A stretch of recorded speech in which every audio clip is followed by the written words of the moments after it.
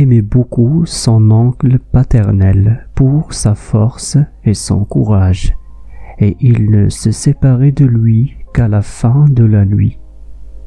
Puis, lorsqu'il retournait chez son père, il lui racontait le courage et la force de son oncle.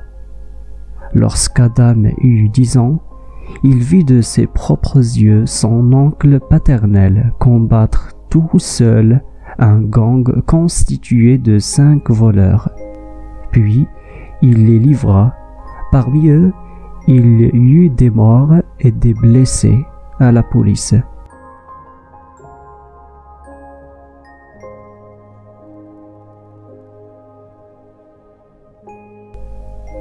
Mais lui aussi fut grièvement blessé et succomba à ses blessures plusieurs jours plus tard, et Adam en fut profondément attristé. Le père remarqua sur son fils Adam les signes de l'héroïsme et de l'audace qu'il apprit de son oncle et fut pris d'angoisse et de peur. De crainte que son devenir soit le même que celui de son oncle, il lui dit alors: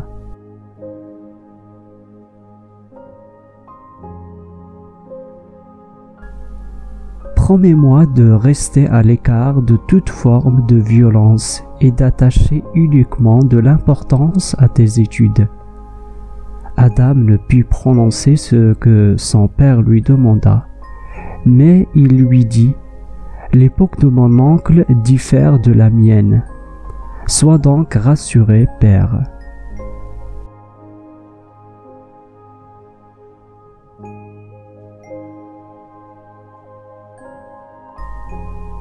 Deux années plus tard, un loup attaqua le village.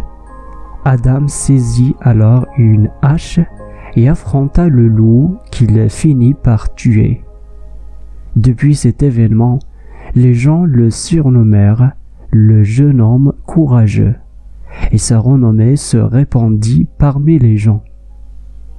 Les propos au sujet du jeune homme courageux parvinrent à son père, sans qu'il ne connaisse la raison de ce surnom, et il dit à son fils: «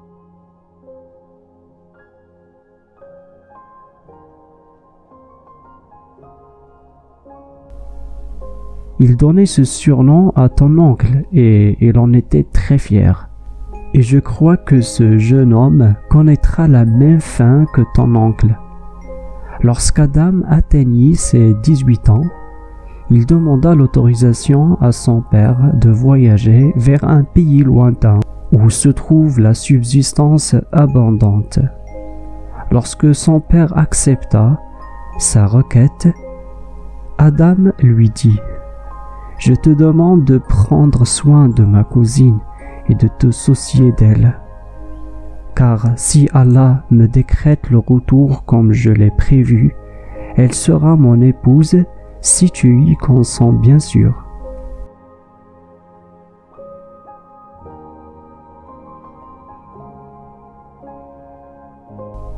Adam voyagea avec ses compagnons et se mit à se déplacer d'un pays à un autre durant une année. Il y rencontrait souvent des voleurs et des mauvaises personnes, mais il les battait.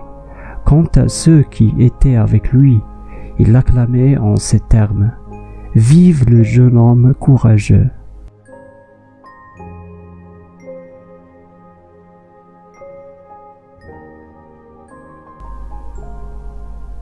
Un jour, il monta à bord d'un bateau pour se déplacer vers un endroit lointain. C'est alors que certains pirates attaquèrent ce bateau et menacèrent de mort son capitaine et les autres occupants, s'ils ne leur remettaient pas tout l'argent qu'ils possédaient. Adam les affronta, les jeta par-dessus bord et sauva ainsi le bateau et ses occupants.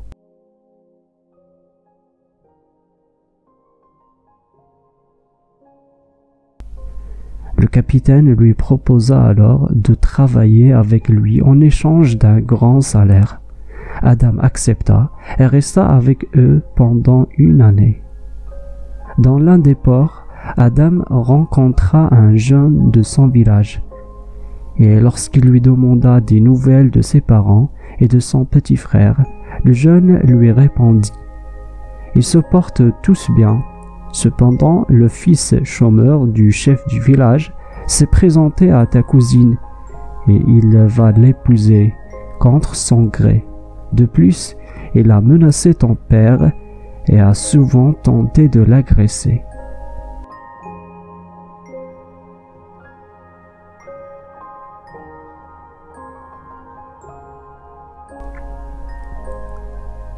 Adam rétorqua: « Et mon frère, il n'a pas essayé de défendre son père ?» Le jeune homme répondit: « Tu connais mieux ton père que moi. Il l'empêcherait même de regarder un duel amical de crainte pour lui. Que peux-tu donc attendre de lui ?» Adam décida de retourner au village et demanda la permission au capitaine du bateau, à qui il fit part de ce qu'il entendit. Ce dernier accepta et lui donna beaucoup d'argent.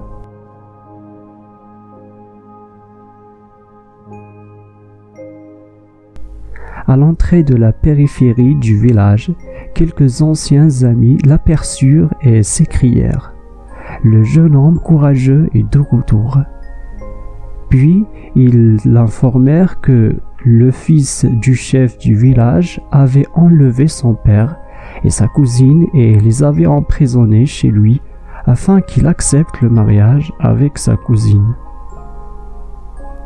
De plus, ces hommes gardaient bien l'endroit.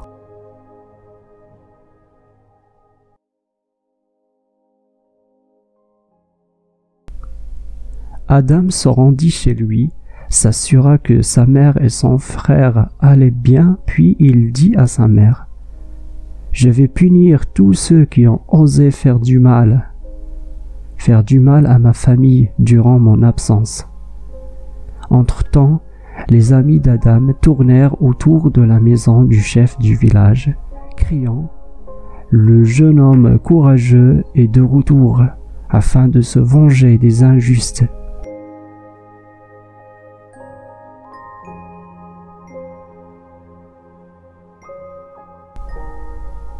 Le père d'Adam dit à sa nièce à cet instant précis: « Comme je souhaiterais voir ce jeune homme courageux. » Sa nièce répondit: « Oh oncle, tu avais un jeune homme courageux, mais tu lui as appris la trouille de crainte pour lui et toi tu ignores que le poltron meurt 1000 fois alors que le courageux meurt une seule fois. »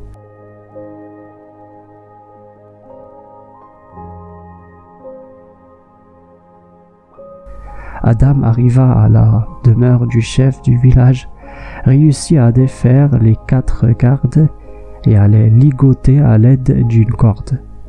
Puis il entra dans la maison, saisit le fils du chef et le ligota avec ses gardes. Et enfin, il ouvrit la porte, libéra son père et sa cousine, tandis que tous entendaient: « Le jeune homme courageux est de retour. » Le père rétorqua: « Est-ce toi le jeune homme courageux dont on parle ?»